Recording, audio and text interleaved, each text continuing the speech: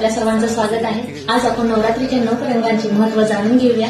त्यासाठी आपण पहिला दिवस सोमवार, जो पहिला रंग पांढरा, शुद्धता आणि शांतता याचे प्रतीक मानला जातो। दिवस दुसरा रंग लाल रंग, प्रेम आणि सामर्थ्याचे प्रतीक मानला जातो। दिवस तिसरा रंग निळा रंग, आरोग्य आणि समृद्धीचे प्रतीक मानला जातो। दिवस चौथा रंग पिवळा रंग, आनंद आणि उत्साहाचे प्रतीक मानला जातो। दिवस पाचवा रंग हिरवा रंग, निसर्ग आणि वाढीचे प्रतीक मानला जातो। दिवस सहावा रंग राखाडी रंग, स्थिरता आणि रंगबदलाचे प्रतीक मानला जातो।